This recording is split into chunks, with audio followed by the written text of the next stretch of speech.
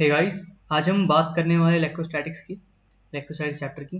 Basically electrostatics part 2 की बात करने वाले। अगर हमने पार्ट 1 देखा होगा तो उसमें बताया था कि इलेक्ट्रोस्टैटिक्स के मैंने दो पार्ट्स में डिवाइड किया आपके बेनिफिट के लिए। अगर पार्ट 1 और पार्ट 2 देखें तो पार्ट 1 में ये आपका चीज़ें कवर अप होंगी, पार्ट 2 में ये सारी चीज़ें कवर अप होंगी आपकी। अगर हमने पार्ट 1 वीडियो देखी हो तो उसमें बताया था आपको कौन से पार्ट का कितना कवरेज है सिलेबस का और किसका क्या इंपॉर्टेंस है, टॉपिक्स मैंने उसमें बताए थे कुछ। और इसकी बेसिकली पार्ट 2 की हम बात करेंगे इस पूरे वीडियो में। पार्ट 1 का वीडियो आपका लिंक आपको डिस्क्रिप्शन में मिल जाएगा, नोट्स का भी लिंक आपको डिस्क्रिप्शन में मिल जाएगा। पार्ट 2 में जो आपके सबसे इंपॉर्टेंट टॉपिक्स आते हैं वो 3 टॉपिक्स आते हैं, गॉस लॉ, कंडक्टर और स्फेरिकल बॉडीज। बेसिकली जो स्फेरिकल बॉडीज और कंडक्टर के अंदर ही आता है, इनसे रिलेटेड आपको एक क्वेश्चन हर साल जरूर देखने को मिल जाएगा जेई मेंस प्लस जे एडवांस में। गॉस लॉ और कंडक्टर के बारे में एक क्वेश्चन तो मान के चले आपको देखने को मिल ही जाएगा मेंस प्लस एडवांस में। ये सारे जो टॉपिक्स हैं ये भी आपके कंडक्टर के ऊपर ही बेस्ड है। एक और चीज बताना चाहूँ आपको मैं कि ये जो ये पार्ट 1 और पार्ट 2 जो इलेक्ट्रोस्टैटिक्स नोट इसमें आपकी पूरी थ्योरी इंक्लूडेड है।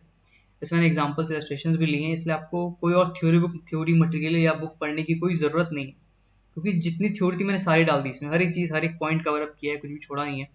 सारे इंपॉर्टेंट पॉइंट्स वो सब कुछ इसमें इंक्लूडेड है, सारी इक्वेशन जो भी सब कुछ हो सकता है, फॉर्मुलेज, एवरीथिंग। अब थोड़ा हम नोट्स की बात कर लेते हैं। नोट्स में बेसिकली हम डिस्कस करेंगे कि जहाँ मुझे लगता है आप स्टक हो सकते हो या आपको थोड़ी प्रॉब्लम हो सकती है, उसके बारे में हम बात करेंगे। यप, अब आप जाके पढ़ोगे इसमें कि एरिया वेक्टर, एक जो एरिया है वो स्केल क्वांटिटी है, मीन्स एरिया का भी डायरेक्शन होता है। ओके, इसका जो डायरेक्शन होता है परपेंडिकुलर टू सरफेस होता है। अगर 2D डायमेंशन है, ले रहे हो आप कोई सरफेस है 2D में, कोई भी आपका फिगर है, कुछ भी है, तो परपेंडिकुलर लेंगे हम सरफेस के डायरेक्शन। अगर हम क्लोज सरफेस है हमारा, तो हम जो डायरेक्शन लेते हैं वो आउटवर्ड लेते हैं। रिकमेंडेड आउटवर्ड होता है, आप इनवर्ड भी ले सकते हो, लेकिन इनवर्ड में फिर आपको थोड़ी प्रॉब्लम हो सकती है, इसलिए आउटवर्ड रिकमेंड होता है। अगर आप जो भी, ये याद रखिएगा, जो भी आप डायरेक्शन ले रहे हैं 2D या 3D में, पूरे क्वेश्चन में उसी डायरेक्शन पे टिके रहिएगा, डायरेक्शन चेंज मत करिएगा अपने एरिया वेक्टर की। नेक्स्ट हम डिस्कस करना चाहेंगे electric flux produce by point charge. अगर कोई क्लोज सरफेस है उसके अंदर कोई पॉइंट चार्ज रखा है, जो इलेक्ट्रिक फ्लक्स होगा क्यू बाय एप्सिलॉन नॉट होगा, इररिस्पेक्टिव ऑफ द फिगर। कोई भी डायग्राम कुछ भी क्यों ना बना हो, कोई भी सरफेस, जैसी भी सरफेस क्यों ना हो, आपका जो हम फ्लक्स होगा क्यू बाय एप्सिलॉन नॉट ही होगा। जो हमारा क्यू होगा क्यू इन होगा, क्यू इनसाइड। अभी हम उससे आगे देखेंगे। नेक्स्ट जो हमारा ये हमने इलस्ट्रेशन लिया है, इसका मतलब ये कि हमने बाहर से एक चार्ज लिया है, इसकी जगह हम कोई इलेक्ट्रिक फील्ड भी ले सकते हैं, एक्सटर्नल इलेक्ट्रिक फील्ड। जितनी इलेक्ट्रिक फील्ड जा रही है उतनी ही वापस भी आ जा रही है, निकल जा रही है उससे। जितनी एंटर कर रही है उतनी लीव भी कर रही है, इसलिए हमारा फ्लक्स जो है जीरो होता है यहाँ पर। इलेक्ट्रिक फ्लक्स का मतलब सिंपल ये होता है, count of number of electric field lines. जितना एंटर कर रहा है बेसिकली उतना लीव भी कर रहा है, इसलिए that's why it is zero. मैं आपको बताया था जो क्यू इन होता है वो क्यू इन साइड होता है, मतलब जो सरफेस के अंदर चार्ज है, सरफेस के बाहर का चार्ज हम इंक्लूड नहीं करते। नेक्स्ट मैंने सॉलिड एंगल कॉन्सेप्ट लिया है। ये बेसिकली एक मैथ्स का कॉन्सेप्ट है, ये आपको जरूर पता होना चाहिए। दो एंगल होते हैं, प्लेन एंगल होता है, सॉलिड एंगल। प्लेन एंगल की जो मैक्सिमम वैल्यू होती है वो 2 पाई होती है, आपको पता होगा, और जो सॉलिड एंगल की मैक्सिमम वैल्यू होती है वो 4 पाई होती है। ये याद रखिएगा, इसका आगे हम यूज भी करेंगे।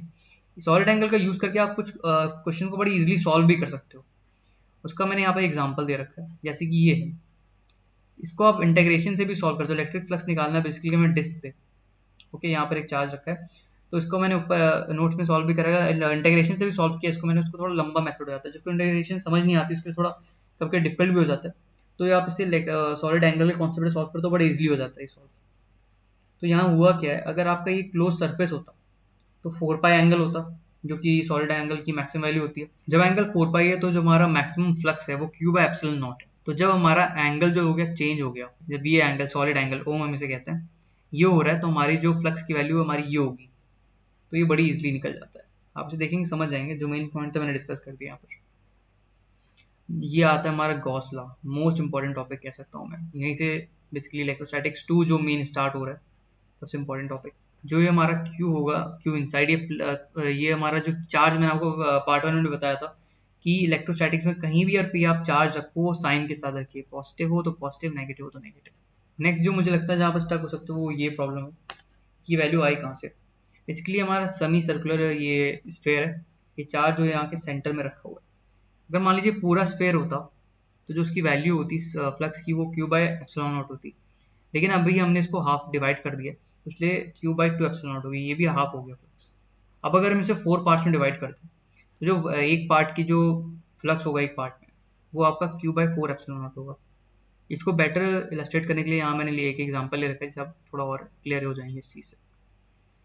सेकंड में आपको बताया था जो सॉलिड एंगल कॉन्सेप्ट है काफ़ी जगह यूज़ होता है और आपका चीज़ें ईजी करता है। उसी का यूज यहाँ पर हुआ है सॉलिड एंगल कॉन्सेप्ट का। एक और इंपॉर्टेंट चीज़ जो मेन फॉर्मूले होते हैं उनको मैंने बॉक्सेस में डाल रखा है ऐसे, तो वो ज़रूर आप याद करिएगा। और मैं डबल टिक्स किया तो वो काफ़ी इंपॉर्टेंट है। ये बॉक्सेस मैंने फॉर्म में डाल रखे हैं और मैंने हर पेज में कोशिश की है कि मैं आपको जो मेन कीवर्ड्स हैं वो अंडरलाइन कर सकूँ, तो वो ज़रूर आप पढ़ लीजिएगा।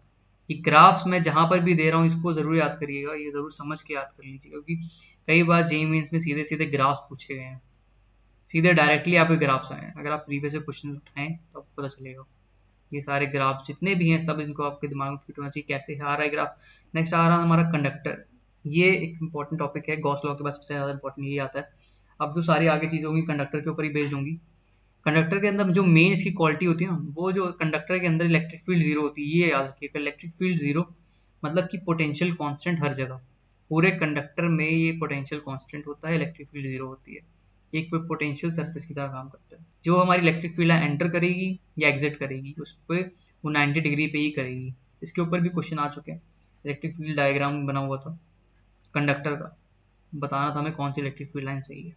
नेक्स्ट हम बात करें इलेक्ट्रिक प्रेशर की। ये आप यहाँ पर स्टक हो गए कि आपको पता नहीं कि मैं यहाँ लिखा हुआ है ये आया कहाँ से।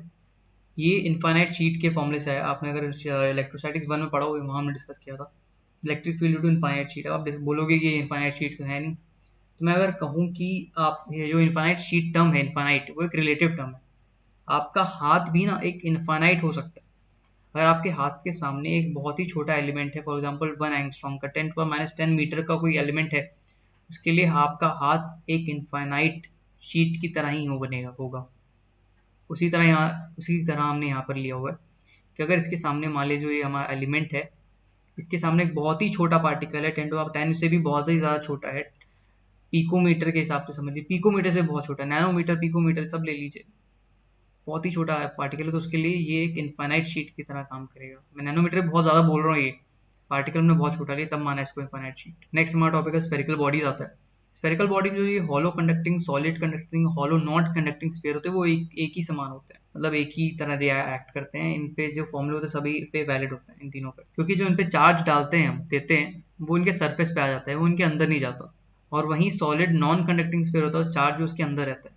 ये जब अगेन दोबारा बोल रहे हैं, जो बॉक्सेस हैं फॉर्मुलेज हैं ये जरूर पता होने चाहिए आपको। एंड ये ग्राफ्स जो हम ये सॉलिड जो हमारे स्फेरिकल बॉडीज में तीन चीज़ें मेन होती हैं, तीन चीज़ें हम डिस्कस करेंगे, वही है electric field, potential and potential energy, बस और कुछ नहीं। ये जो हमारा हाइपरबोलिक रिलेशन है, ये सारे हाइपरबोलिक रिलेशन ही है जितने भी, बस यहाँ पर ये पैराबोलिक है एंड देन ये हाइपरबोलिक। जितने भी आपके नीचे ये रिलेशन आ रही है हाइपरबोलिक है सारी, खाली ये पैराबोलिक है बस।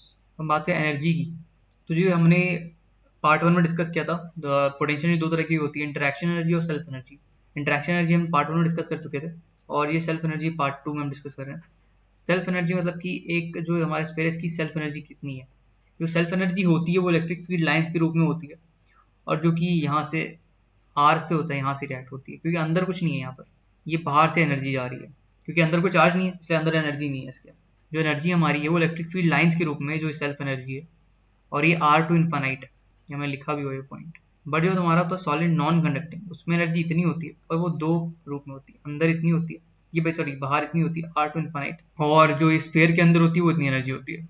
ये कुछ इलस्ट्रेशंस लिए हैं बेसिकली। अब जो स्फेरिकल बॉडीज है इससे आप ग्रेविटेशन के क्वेश्चन जोड़ सकते हो, ग्रेविटेशन के टाइम पीरियड के सिस्टम के क्वेश्चन जोड़ सकते हो आप।